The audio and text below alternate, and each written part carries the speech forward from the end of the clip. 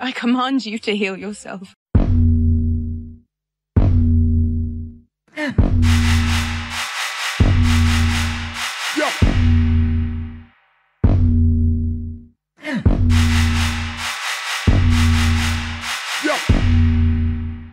What's up? Episode 26. We're back. I'm your host, David Ben.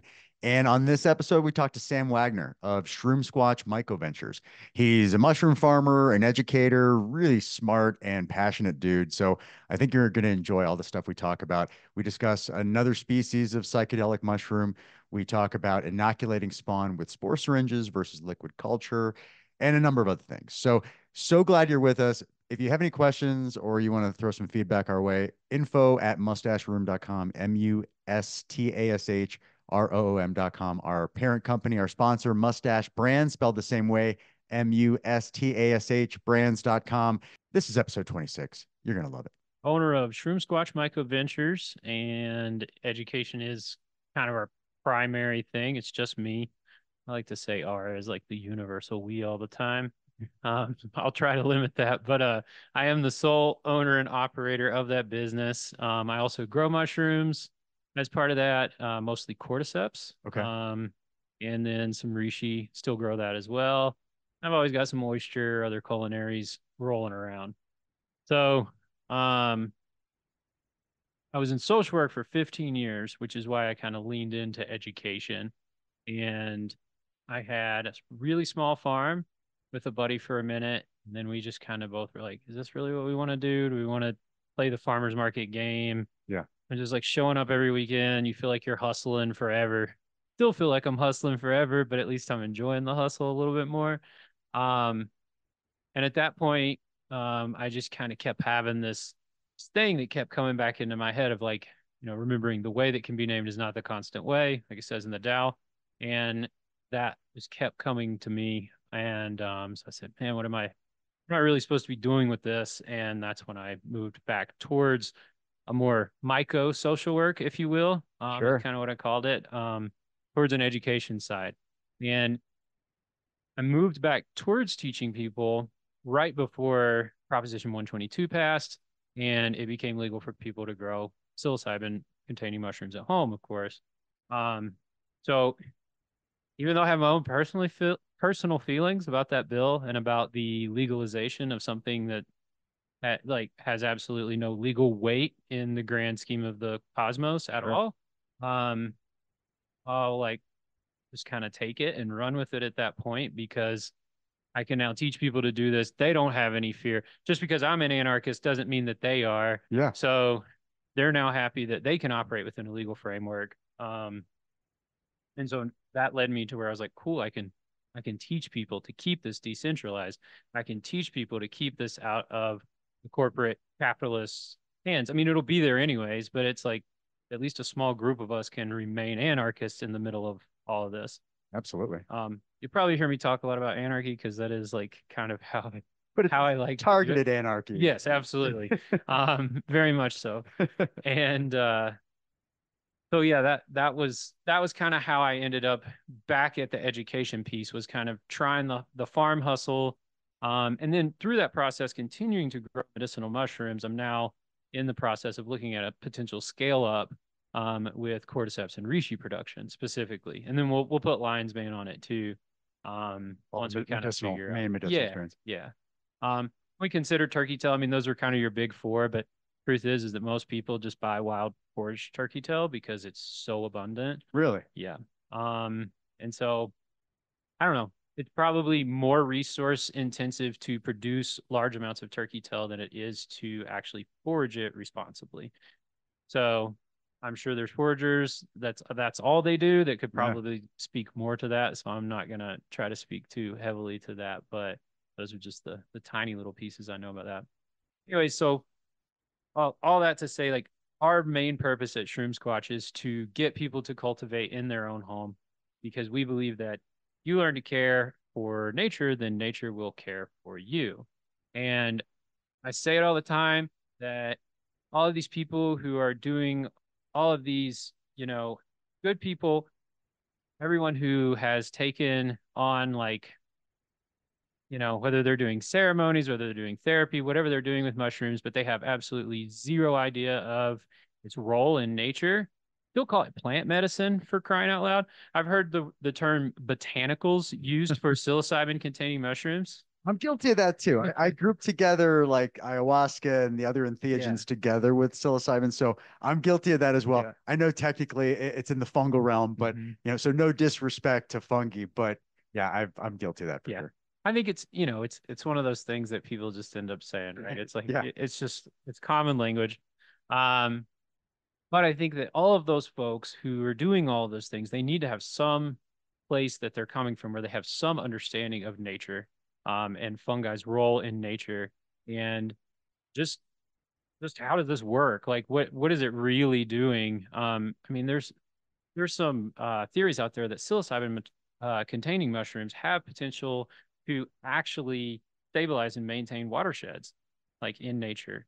And so it's like it's not just like we're not just eating them for their psychedelic properties. Wait, step back for a second. Yeah, Can you elaborate on that? Because that's I can't a fascinating. whole lot because it's still a theory. Okay. But yeah, there are folks who are looking at psilocybin containing mushrooms for whatever reason, specifically seem to be able to stabilize watersheds that are eroding.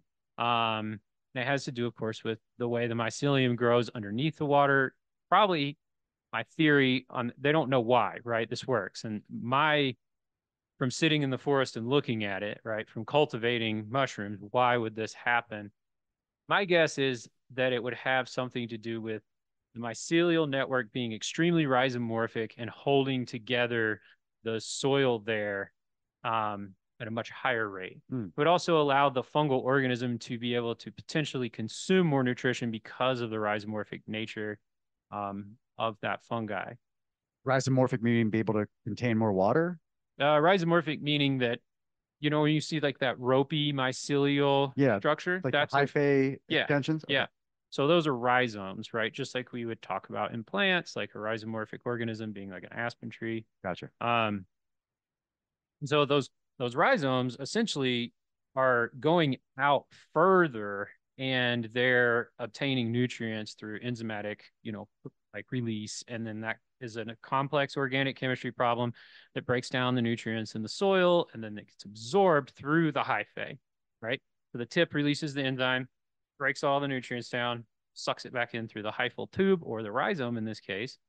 And we have other types of mycelial growth that aren't rhizomorphic, right? And they're still very aggressive. Like oyster mushrooms are a good example of this. And oyster mushrooms could potentially stabilize certain watershed areas as well because of how they do all this, but it wouldn't be the same application. Wow. It would be more probably focused more around actual water filtration, and doing things like that. Yeah. Um, We've talked about how mycelium has been used for packaging, like IKEA is using it for their packaging and for housing structures and all kinds of other stuff. But specifically, like the psilocybin being used because it has different qualities, I've never heard anything like that. So that's fascinating. yeah, it is fascinating. And so that's once again, it's still theoretical. Yeah. We need somebody with lots of money. If you want to give me lots of money, go do some research. I'll do it. Me too. Yeah, we'll go do it right now. So that's what we need is we need people who are interested in these types of environmental projects to start using fungi in a different way.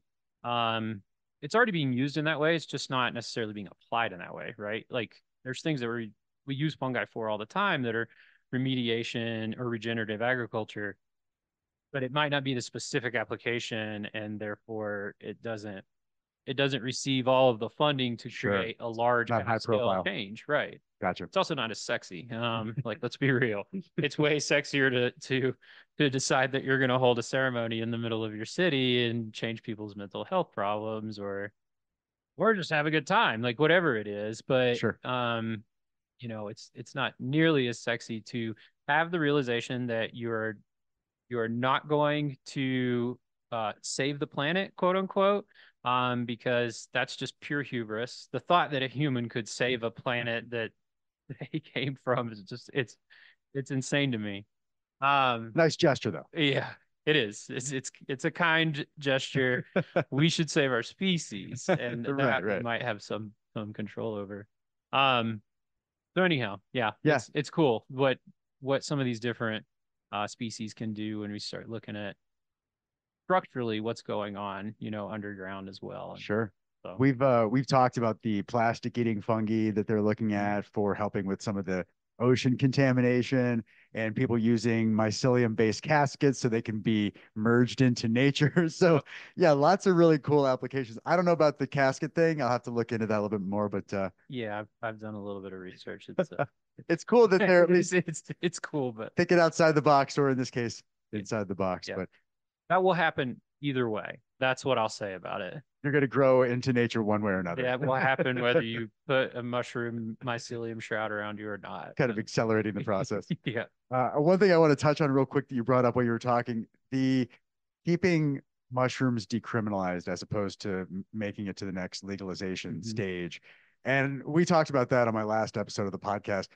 Just the set and setting are so important, and the appreciation for the lineage of the mushroom, obviously, because it's not just something that you frivolously throw around and take in any context. I mean, there's a process if you want to treat it with respect and get the most out of it. So I'm with you totally on keeping it decrim, but some people are not cool with going back channels or growing it themselves. So I do like the option for them to go to a safe space where they, not necessarily a psychiatrist, but somebody that's well versed in the mushroom space, can help them hold space, integrate, all the major components. I'm okay with that being an available resource, but I'm definitely not okay with just having dispensaries now selling psilocybin mushrooms.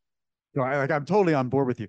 Where in the current phase with what they've passed and how certain certified professionals can administer and other things, like where does where are we in terms of like the ultimate legalization? Are we getting closer to that? Or are we still kind of hovering beyond decrim? Um, well, if we look at okay. So we look at what's going on in Oregon. Oregon's obviously That's a closer disaster. than we are. It is a disaster. They legalize everything, right? Yeah, kinda. Yeah, kinda. They at least decriminalized everything. Okay. But what they're doing, and this is Colorado's somewhat following suit on this, and I didn't listen to the last meeting of um the long acronym, the Medicines Advisory Board, the Natural Health Medicine Advisory Board, I believe. Um, but from my understanding, is they're starting to put those legal frameworks into place so that those can happen in 2025. Really? That's Yeah, I okay. think that's their goal. Okay. One of the things that I know that they're adopting from Oregon, and this is because it's federal, is that if you're going to cultivate this to be used at one of these quote unquote healing centers, I like to say quote unquote because I believe the healing center is the person, not a place. True. And so I think that there's a great amount of hubris in calling it a healing center to begin with. I've never sat down with my therapist and been like, cool, I'm in your healing center. It's like, no, I'm in an office. Sure. And you're going to help me figure out how to heal. Yeah, healing just has like healing center has guru connotations associated with it. Too much. So anyhow, those centers that will be using psychedelics, they'll have to be getting them from a DEA licensed cultivator. Right. So, and my understanding is from this last, and this is so sad to me, but from this last meeting is that they will only be allowed to cultivate cubensis mushrooms because apparently, HPLC or yeah, HPLC testing and all of these other ways we have to determine like potency is not enough. We should just use cubensis. And I don't know what I think it's because they're like we can bite off the small chunk and we can use that. I don't know. To me, there's got to be some ulterior motives for why you would say it could only be cubensis. Well, you would think they'd hone in even further if they're trying to keep it an even dose, like the basics, Golden Teacher, B plus, Treasure Coast, not the tidal wave, penis envy, right, top of the spectrum, all the heavy stuff. Yeah. I don't know. And it is, it is one of the most researched psilocybin mushrooms. So I do understand it from that perspective. They know most of the alkaloids that are contained in there. Not all of them. There's some stuff going on that we're not aware of. But some of these other species that are much more potent or maybe quite average compared to a lot of cubensis even, there's a lot of other stuff going on that we don't know what those alkaloids are. So, which is a good segue to something we were talking about earlier. So on this podcast, my range of growing has been limited to psilocybin cubensis. Um, and so I haven't even ventured into the other options. Like, can you tell me more about the one that like you're interested in now, or that you're teaching about? Because we're kind of oblivious to this point. Yeah. We were talking about the psilocybe natalensis, and so it's from Natal, South Africa. So And that's where the natalensis. Okay. yeah, that Natal, so Natal for folks that are going to try to look that up. Insis, you know how to spell that, There you go. hopefully. But natalensis, and it's got an interesting history from what I've read and what I've tried to determine is that there's actually two different mushrooms that get labeled natalensis, and one is actually a cubensis, and the other one is actually a different species, and it's 7 metabolomes away from cubensis, and that was done through actual genomic testing. That was determined. Alan Rockefeller did genomic testing on it along with some other folks. And usually if Alan's done the genomic testing, it's correct. So it has a different quality to its experience and a different quality to the point where there's people who, when they eat it, they don't ever eat cubensis again. Really? Uh-huh. And it's very average potency most of the time. But it doesn't feel like it's average potency. It actually feels stronger in some unique ways. It is the only mushroom that I've ever left my body on, like completely left my body. And I know other people who have said the same thing. Really? And so there's also a stimulating ecstasy-like quality to it that cubensis often doesn't have. And there's less anxiety. I had a buddy who once called it the family-friendly mushroom because there is a lot less of that kind of anxious feeling that you can get with certain cubensis mushrooms. Sure. Um, So it's very benevolent. yes. Nice. Yes. I've had friends talk about meeting the mushroom god there. Um, and I had one friend who said he met the mushroom god, and then the next time he ramped up the dose, and he said that the mushroom god came back, but he brought all his friends. Oh shit. Okay. So, This, if I'm looking for spores online, like some of the websites I use, Sporework, Spore Store, I don't know that they necessarily offer the natalensis. Where would I go? I mean, do you on your website have liquid culture or spores? I do have that liquid culture. You do? Yes. Shroomsquatch.com? Yep. Nice. Yep. And I'll have the natalensis. Always Yoshi Dinospores. Like he's always got great spores. I'll go get stuff from him. And then there's a couple of local folks like Full Canopy. Okay. Those guys are great, and they carry a really strong natalensis culture as far as it's very vigorous. It grows very well.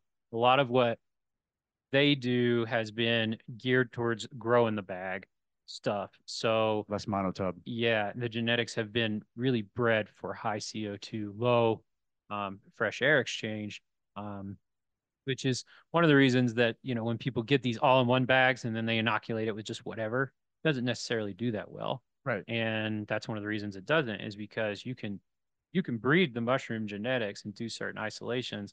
They're going to be better for high CO2, right?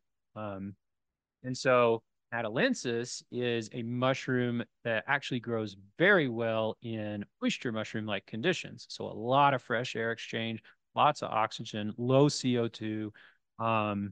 They really love that, and it'll cause them to grow big, and the flushes will get bigger.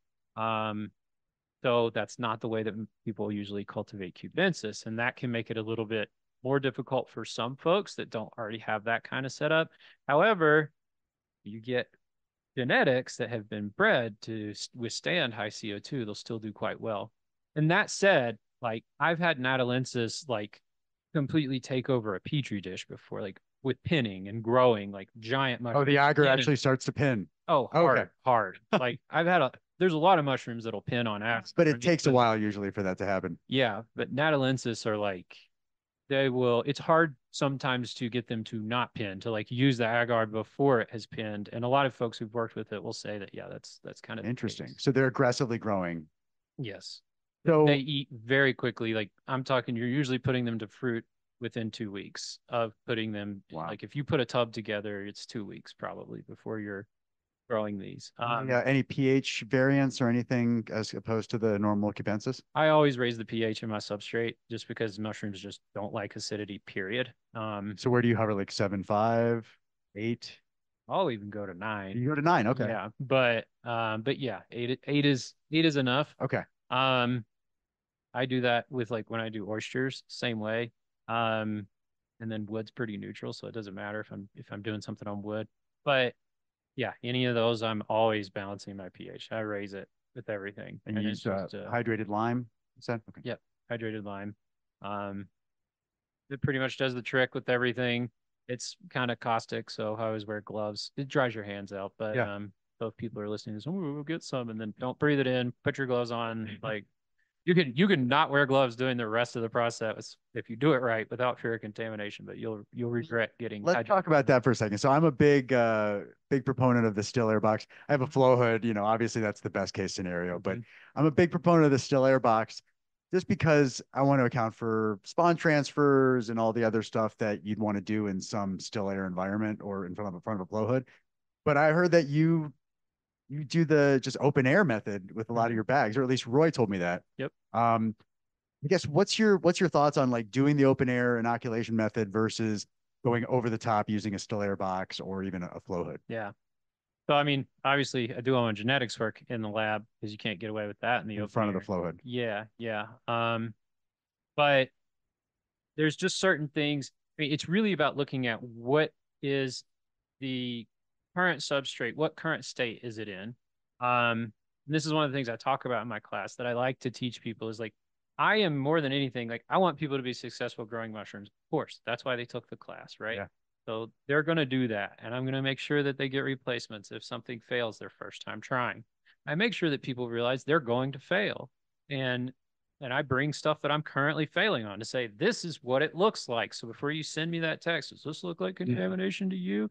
We're going to make a short film called Does This Look Like Contamination to You? All different colors. Oh, it's crazy.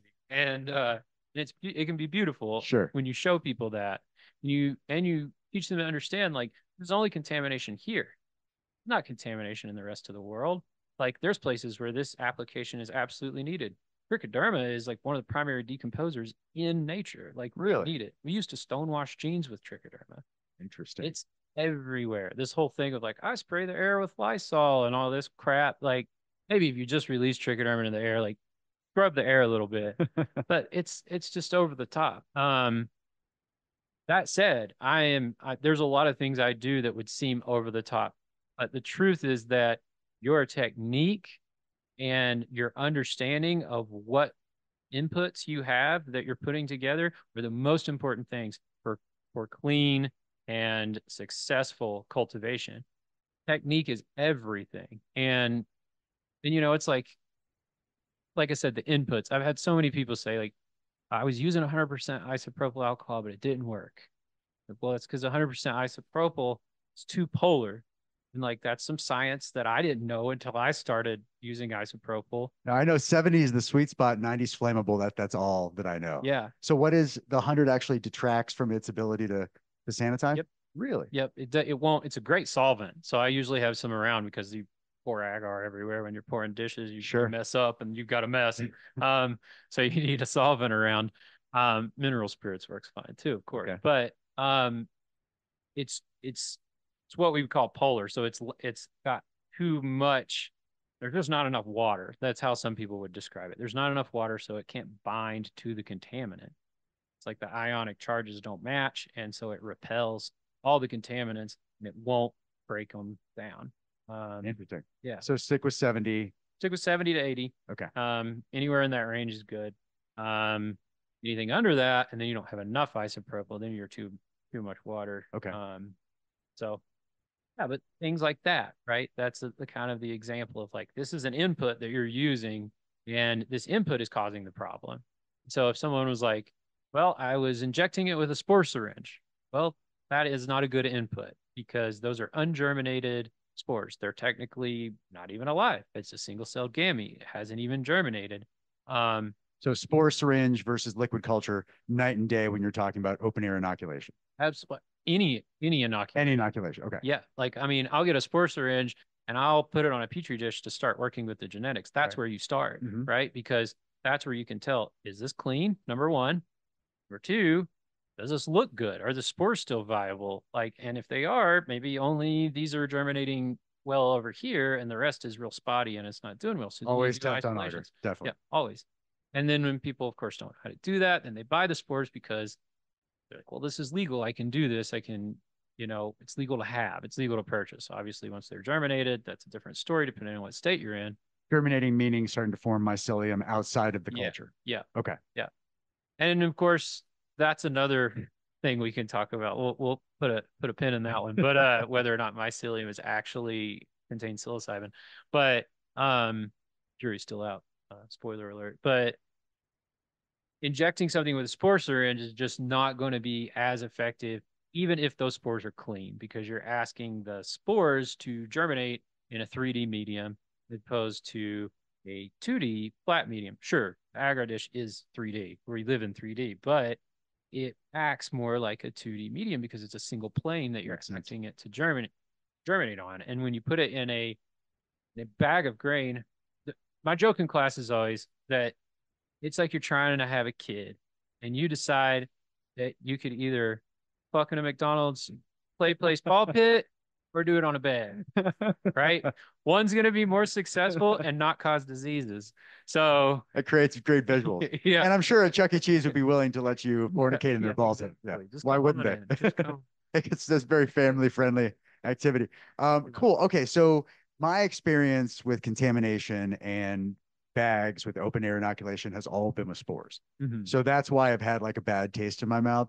I've done a lot of inoculation into jars with liquid culture, but I kind of gave up on the bags when I was having issues with the spores. Right. So that's good to know. The liquid culture gives you a higher rate of success. Yeah. And you're still like, you still want less moving particles in the air, right? Like turn off the fan and Absolutely. stuff to minimize, but you have a higher rate, even just in an open environment, if you use alcohol and do it quickly. Yeah. And so what I do is what I teach in class is essentially that we're taking a sterile item and we're maintaining its sterility by using sanitary technique from point A to point B. So as an example, and this will be really hard, I think, for some people to visualize, but imagine you have your syringe with your needle and you're going to wrap that needle in an alcohol wipe as soon as it comes out of its packaging. So now it's contained within a isopropyl alcohol wipe or a soaked paper towel, whatever, but you're containing it within the alcohol and you're keeping it pointed down so that no air is falling into the end of that needle either. Then you have another alcohol wipe, and then we're going to wipe whatever injection port creation we've got for our bag, for expanding our liquid culture, for our all-in-one bag, whatever we're doing. Wipe that down, and then you're going to hit it with that liquid culture syringe. And once that needle is inside that sterile medium that you're transferring to, whether it's liquid or grain, it's in a sterile environment again. You could leave it on the table and go do whatever, go mow your grass and come back in. I'd take a shower if you go mow the grass because once again, we're trying to minimize things here, but it's in a sterile place once that needle is now crossed into there because all that liquid inside the syringe is also sterile. So there's a lot of things that we tell people to do, I think, in not in just mycology, but I think when it comes to working with all kinds of like things that need to be clean and sterile, probably the healthcare system has a little bit of a better handle on this at times, because we hear horror stories from operating rooms. But the things that we do that are a little bit over the top, like we just don't always, we're not thinking critically about what we're actually looking at. We're just doing them because we're like, well, it's better the safe than sorry. Sure. Right. I do that a lot with mushroom cultivation. Yeah. Because you've had enough contamination over the years. Like, I don't want contamination. You don't want it. That's right. And I'll say this about contamination, and this is what I always tell everyone is that, like, outside of that, you are going to fail. You are going to get contamination. I know no one who gets 100% success rate all of the time. No one. And if they tell you that, they're lying. They are lying to you. But contamination is typically, not always, because sometimes, yeah, probably still. Contamination is almost always a better teacher than success. Now, you don't get an end product. If your goal is to create an end product that you can turn into something for yourself or for your friends, or you have a business and you're farming oysters and you've got, trichodermas and bacteria or stroma. Oh, we won't even get into stroma, but running everywhere. Like that's a problem. Um, and once you figure it out, you will learn more from that than any chapter of radical mycology that you could read. And, you know, and that's, I think Peter McCoy would probably say the same thing. So, For people that don't know, that's like one of the early Bibles of mushroom yeah, cultivation. I mean, I would say it is the Bible, Bible. of, yeah, like there's nothing that compares to that. I mean, I could teach an entire, well, and actually plan to, I can teach an entire course on radical mycology that would be like, I mean, it'd be 12 weeks probably, maybe No shit. longer. Yeah. I mean, you could do longer for sure because of some of the stuff that he kind of puts forward in that book. Um, which is a goal of Shroomsquatch, is to eventually just teach radical mycology. It's awesome. So we'll see. That's down the line. But so yeah, the open air stuff it's it's a good way to get people, because I think people think that with open air all they can do is jab this one bag of this like all in one bag, right? They think like, well, this is easy, this is safe. But you could do so much more in the open air.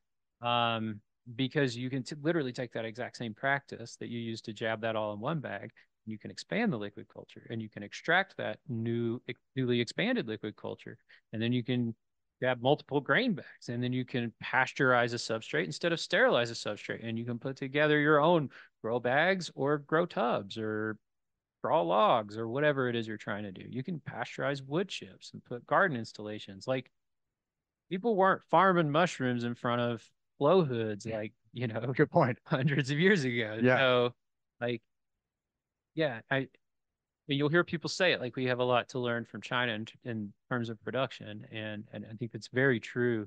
And a lot of the stuff that they're doing, they don't do some of the same stuff that we do, as far as like all of these sterile inputs being like very over the top. Um, and once again, that said, I mean, you know, I prepare everything in front of my flow hood. If you have it You available. just do it. Yeah. Yeah. No, I'm with you.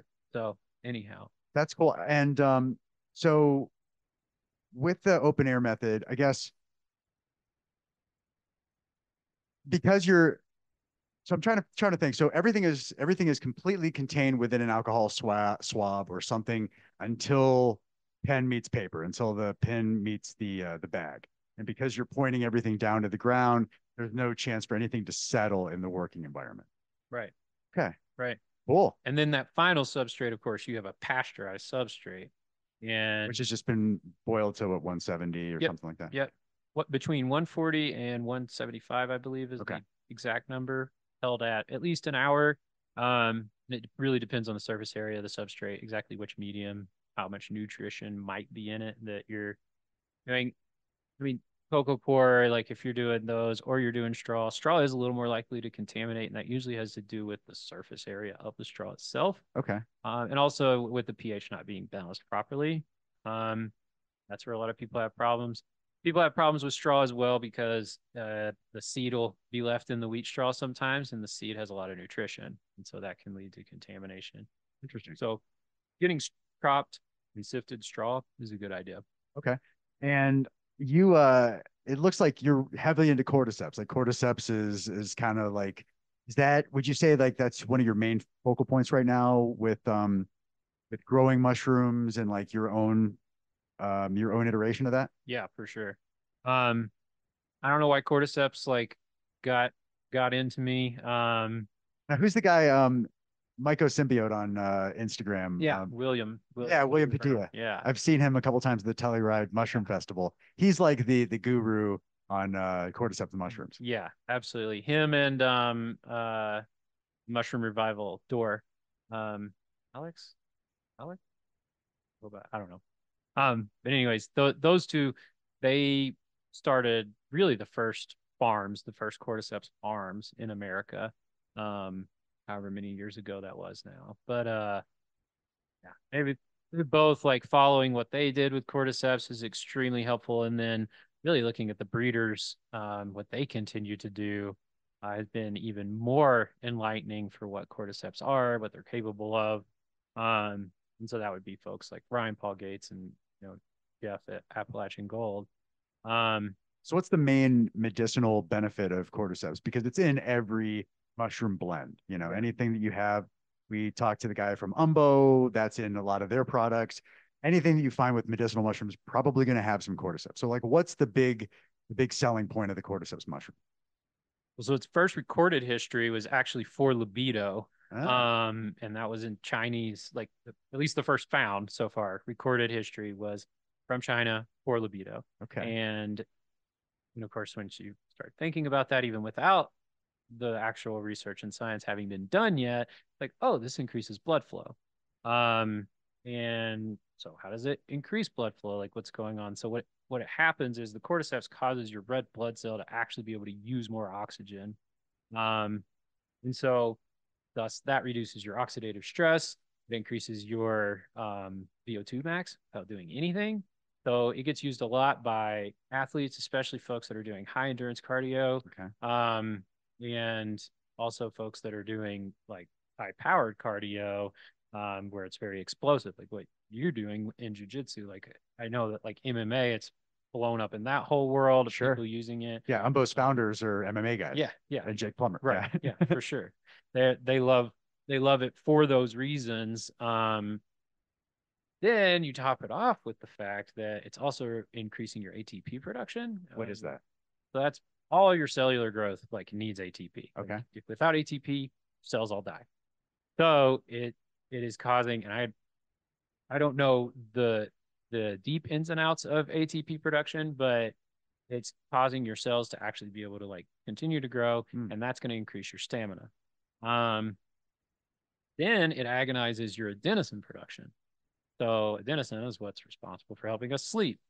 And with adenosine, we have 4 receptors that the first 2 we typically will produce naturally off those receptors, and that's what helps us sleep. So we get that adenosine, but there's 2 other adenosine receptors that we don't really produce very well naturally. But cordyceps has been shown to actually agonize those last 2 receptors and that production. And that adenosine that comes out of those receptors is actually responsible for repairing damaged organ tissue. No shit. So a lot of folks have used it, and this is where Mushroom Revival's story is really cool, is he started using it to improve his immune function because he had Lyme's disease, and he had no symptom of Lyme anymore. No shit. Yeah. And so a lot of folks think that adenosine production is largely responsible for its immuno regulation and helping with immune deficiencies. So, I mean, everybody's heard the Paul Stamets turkey tail story, but yeah, I haven't heard, wow, completely rid himself of Lyme disease. Yeah. That's amazing. Yeah. And so, well, I don't know if you'd say like rid. I guess if you have it, but the symptoms are gone, right? Yeah, I don't know. I'm not a doctor. Like tested again or what? Yeah, but that's so cool. So I mean, there's just hasn't been enough research, mainstream research, to really give, I'm sure, all the benefits. No, and I mean we need more human clinical trials with stuff like cordyceps. We've had it with turkey tail. We're getting some of it with lion's mane. Good.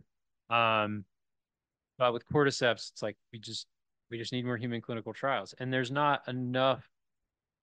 Well, there's really no negatives that we've seen with cordyceps. There's what the imagination has done with The Last of Us, but the likelihood great series, but yeah, it was scary. That's not going to happen. That would be like a parthenogenetic like type of existence, but that's, I don't know. That seems like so very. Yeah, I definitely don't want to give the cordyceps a black eye because of the science fiction. Yeah, no, not at all. And also with the story of how it grows inside of insects as a pesticide. Yeah. Yeah, like it's some mind-blowing stuff, but lots of positives. So don't focus on the negatives. Yeah. Yeah. So yeah, those are kind of the main things. It's also antiviral. That's another one I would throw on there before we're done talking about its benefits. They've shown that cordyceps will actually kill HIV in a lab. Now, is that bioavailable or not? Once again, we need human clinical trials to determine that. It's also killed every SARS virus that we ever encountered in a lab. So, once again, is it bioavailable? Not really sure. So if people want to buy cordyceps, do you sell Yes. variations of it on your website? Yep. Shroomsquatch.com, baby. it's a mouthful sometimes, right? Shroomsquatch. I say it and it's No, it's perfect. So that's really cool. Now one thing that I read, and I'm sure you have your thoughts on this because you kind of alluded to it a little bit, is a lot of the mushroom companies that are selling supplements, ground capsules, things like that, they're using the mycelium more so than the fruiting bodies to produce larger quantities with a lower level of effectiveness, essentially. yeah. Have you seen a lot of that? Oh yeah. Yeah, that's huge. Um, I don't buy supplements that don't use fruit bodies. Okay, good. I encourage no one to buy supplements that don't use fruit bodies. Um, there was a petition to get that to quit occurring that went out. MX mushrooms actually. They wanted to use mycelium instead of No, no, fruit. no. They created a petition to get companies who were using mycelial biomass to label it as such and to Gotcha. quit calling their products mushroom products.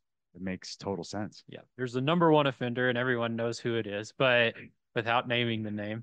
Um, but it's gonna be like Voldemort anymore. You can't even like say his name. But I it's mean, we don't have any real friends or enemies on this yeah, podcast, so exactly. yeah, But it is a problem. Like that, sure. it's just it's snake oil is how I've always said it. I'm from Appalachia, so we talk about snake oil salesmen. But A lot of medicine man. yeah, yeah, and that's what that is. It's there's nothing that they say like, well, it contains polysaccharides. Well, of course it does because it's ground up grain, and grain contains polysaccharides. Which I And don't know what that is. it's the sugar that's produced essentially. Gotcha. Okay. That's essentially what it is. And so, yeah, in carbohydrates, they contain polysaccharides. Everything contains polysaccharides for the most part. So, like, what does it actually contain? Now the focus has really shifted towards testing and being like, well, we have the highest content of beta glucans. Like, we got our stuff tested, and our beta glucan content is amazing. And I'm also kind of like, okay, I could eat straight oyster mushrooms and get all the beta glucans I could possibly want. Beta glucans are important, yes, but all that does with testing is shows that you extracted something. But if I'm taking cordyceps, I don't care how many beta glucans are coming out of that. If I'm taking reishi, I don't care about the beta glucan content. I want That's a bonus if you get it. yeah, Gotcha. yeah. It's become this like litmus test for like our extractions do something. But anyone who's worked with like any extractions would tell you, and I have, I'm not an extraction person, but people who've done the testing, because I've talked to people who actually, the guys at Altitude Consulting, for example, you could do the exact same extraction method on something and be testing for, you know, a different thing. It destroys one thing while keeping the other thing Mm, intact because of the extraction methods varying. So that becomes a problem because it's like, well, if we're not even sure like how to test for all these ganodermic acids that come out of Ganoderma mushrooms, then who's to say that extracting beta glucans is really a good thing? gotcha. Because we don't even know how to test for the ganodermic acid, so we don't know whether you extracted it or not. Like they're still coming up with testing methods for that.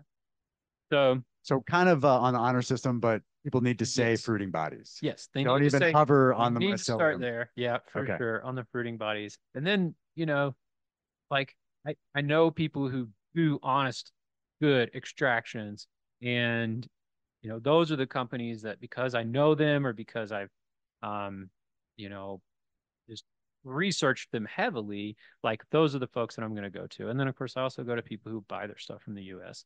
Like I don't like they either produce it themselves or they're buying stuff from the US. Like I'm tired of looking at supplement companies that are still sourcing everything from China just because it's as cheap as they can and they're like, well, we can't compete like if we're buying domestically. And it's like, look, there are mushroom farmers like myself who will lower our price to get you to bring the economy back into America and decentralize the way that we do this.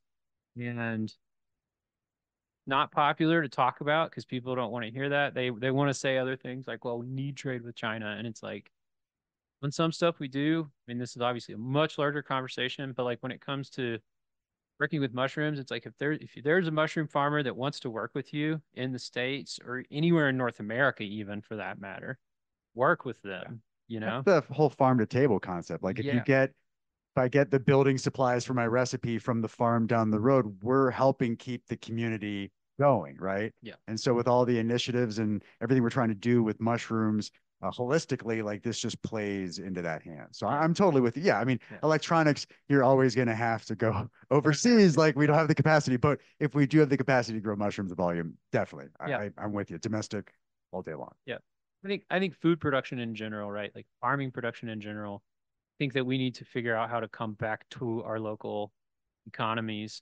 I mean local for sure. Like, I mean, it's like almost like a fancy thing to talk about anymore, but it's actually the oldest thing we ever did, it was like grew some herbs and some potatoes and some vegetables and some mushrooms in our backyard. Like that's the oldest thing we've ever done. Um, it's so hard to convince people sometimes that like that's all we just need more people who are willing to do that. We'll never be able to like have organic farming on an like a industrial level. Like it's impossible. Um, all the soil scientists and farmers that I know that I've talked to about this, they're like, yeah, it's totally impossible. Gotcha. They all pretty much agree. But it's not impossible for local communities and people to like be growing their own, and then also to be buying from those folks. So yeah, I agree, man. And what you're doing with, and again, we do a lot of the same stuff here on this podcast, what you're doing with teaching people how to do their own stuff. So no matter what the legalization, decriminalization realm yields, like you still have the tools to continue your therapy, continue your, you know, recreational use, whatever you want to do, you have the tools to do it. So, I mean, it's a sustained teach a man to fish approach, and it's fantastic. I mean, there's always going to be the people that don't want to put forth any effort and still want the rewards. And, maybe legalization will lend itself to them at some point. But the people that really want the most value out of mushrooms, they're willing to go that extra mile. So you're giving them all the tools. I think that's fantastic. yeah. Yeah, that's the number one goal is to get people who are able to do it themselves. And the part is like, yeah, that guy over here, he might be like, I don't have the time to do that. I just need to like purchase the mushrooms. I don't have time to do it. But you might have a friend who's like, well, I do have the time to do it. And then that guy over there is a tree trimmer. And he's like, well, I don't have time to get to my trees, because I have 6 kids, but I can grow, some mushrooms in my backyard or whatever. So I think that that's kind of the other thing is like getting people to have these conversations about where do you overlap so that you still don't have to, like you're saying, like go to a mushroom dispensary, like heaven forbid. That's just, to me, that's opening Pandora's box of irresponsibility. Absolutely. I mean, we appreciate it as medicine, fungal medicine. Yeah. But yeah, it's a slippery slope to just open up the door like that. Yeah. Yeah. That would be scary. I think that would be very scary. Not quite Last of Us scary, but yeah. Yeah. But yeah, scary in its own sense. Well, too many, what was it Ram Dass said? He was like, "What you can lose your ego all you want, but you still have to remember your social security number." And like, like losing your ego is great, but if you do it too much, you become a pile of mush. And so, on some level, like ego is self-preservation. You don't have to listen to it like when it comes to a lot of stuff, but it will keep you from jumping when the time. You have to, I mean, you have to be aware of who you are. Like an ego has to exist. It's just a strong ego. People refer to it as no ego, but you have to have some strong sense of self. Yeah. I'm with you. Yeah. Yeah, I want to wind this down, dude. But so Sam, I want to make sure that people listening, shroomsquatch.com, what classes or what events do you have upcoming? I'm going to try to get this out. It's April 11th. I'm going to try to get this out by the weekend. So people can still, like, if you have any upcoming courses, they can register. What do you have on the docket? Well, the next course is actually April 20th, which I realize I'm competing with a lot of things in Colorado. Very special day. I know for a lot of folks. But if you come to the class, it's from 2 to 5. You still have plenty of time to go get high afterwards. So it's 2 to 5 at the Corner Boxing Gym in Boulder. I've worked with the Corner like for most of my classes.